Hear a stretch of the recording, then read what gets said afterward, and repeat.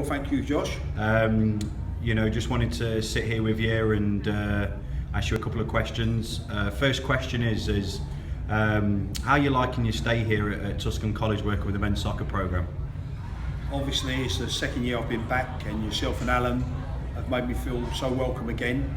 And I'm really pleased to be here. And once again, I think the camp's gone really well. I look at the campers on the camp, the way they go about their work is fantastic. They've got great ability, but also the big thing for me is their application and their attitude is absolutely fantastic. And that's a credit to yourselves, that the camp you run and the environment that you created. Okay, something that we've implemented here for Tusculum Men's Soccer is the Pioneer Soccer School, where we're trying to achieve an all year round programme that offers tournaments, programmes, clinics, camps to cater to both genders and all age groups. If there was kids out there interested in the Pioneer Soccer School, what would you recommend to them, and what do you feel like they could take from something that we're doing here? Well, I think the big thing is we have to realise why they play football in the first place, or being in America, why they play soccer. And they play soccer because they enjoy it. So certainly the biggest thing is they can come on these camps and they get enjoyment, but not only do they get enjoyment, they get good technical quality information. And that's the big difference that I find going to a lot of the camps in America that I've been to in the past. There's a lot of keen coaches, but they don't have the knowledge, or they don't have the ability to diagnose the key faults in some of the drills. Everyone can set a drill up, and the best coaches will be the ones who can look at that drill, diagnose what's going on, and then correct the key faults and help the soccer players get better. Okay, and obviously, your background speaks for itself. Your experience of working in the Premier League, the Championship with some of the goalkeepers that you've worked with. Just tell our supporters watching this video, name some goalkeepers that you've worked with, and some key points as far as one of your favourite goalkeepers. Well, I worked with Nigel Martin very early on in my career, and it wasn't until later on I realised what a fantastic temperament he had. He was never affected by a mistake. He used to say, I've got a black box, and if I make a mistake, I'll just put it in that black box and I'll just worry about it another time. I might think about it when I go to bed that night, or I might even think about it the next day. So that was a great trait for him. Working alongside Edwin van der Sar, I looked at what the modern day goalkeeper needed, and Edwin wasn't only the top goalkeeper in terms of his mental ability, but his distribution skills. Anyone who saw Edwin play, if he never had a goalkeeping shirt on and he had an outfield shirt on, you would not recognise the difference. It was only because he put a pair of gloves on that you realised he was a goalkeeper. But he could play with his right foot, he could play with his left foot, he could clip a ball to the wide players, he could play into the number 4, get it back if he was shut down, he could clip a ball into the 7 or 11. He had every club that you could wish for.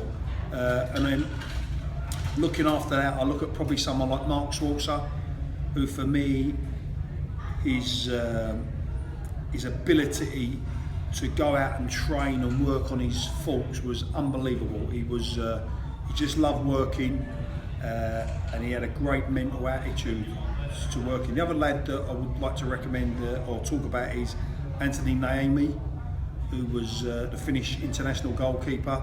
Anthony wasn't the biggest goalkeeper, but he had a heart bigger than anything you could think. He was very brave, read the game well, and sort of like, because of his communication skills, probably never made as many saves as the other goalkeepers because he got people in position to protect himself.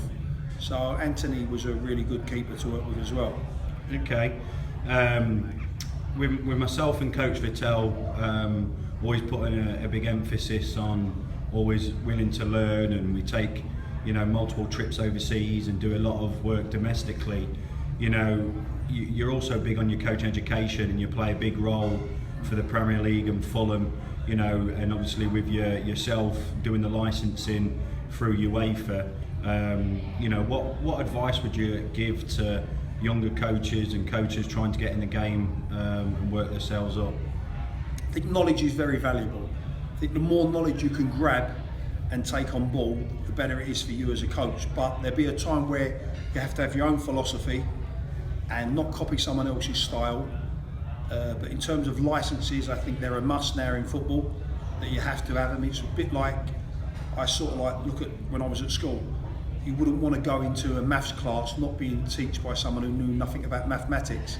And it's the same with football. I think you need the licences now, although they're a little bit regimental. I think they give you a good skeleton to start off your coaching career with, and I would recommend anyone to go on any coaching course. Okay.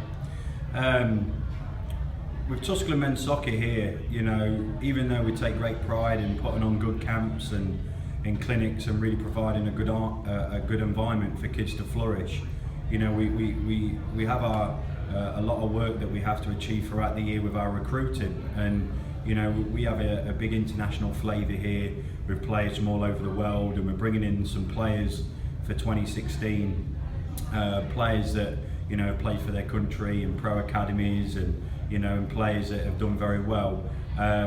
You know, what would you recommend to the international player that's sitting at home considering the American pathway? Well, I look at the pathway that you have here at Tusculum College. It's second to none. Yourself and Alan, very, very good coaches in your own right. I think there's a real family atmosphere here. I sense there's a caring arena, but I also think there's a support mechanism. Even when players aren't doing as well, I think yourself and Alan will talk to them, will find out what the problems are. Can you help them? Whereas I think in the past, a lot of people have invited players in from other countries, and it's not only the fact of getting the soccer right, it's what's going on off the pitch. Are they happy in their dorms? Are they happy where they're staying? Are they happy with college life? And if you can get that right, I think you'll get a happy player on the pitch. It's no good being only correct on the soccer pitch and the rest of the stuff isn't right. I think you do a great job here in the support mechanism that you do for the players.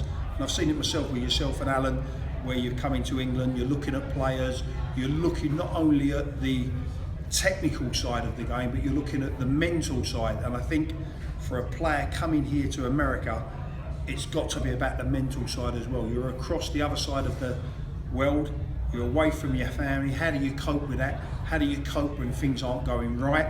It's fine if you're winning, but there will be a thunderbolt at some time during your stay here in America. How do you deal with it? It might be you're not selected to play for the first team. It might be you've got an injury. It might be you don't get on with the coach for whatever reason. So you've got to have a mechanism. How do you cope with that? Yeah. Well, you know, we're trying with great effort to build a program here, you know, that kind of follows a path where we can put, you know, long-term achievements in place. You know, we try and stay away from short-term fixes, and that comes with getting the right players that can, you know, achieve academically and on the football pitch over the 4 years. From your stay here on Tusculum campus so far, what's your favourite thing about the campus that you think the college player could enjoy? I think the environment. I think yourself and Alan create a fantastic environment. I think it's tough love at times. It's tough love, but I think players respond to that. You know, I think you set the boundaries. Players know what they can do, know what they can't do, and I think the support you give them, as I've said, going back to what I said before, I think you're there for them if they need you.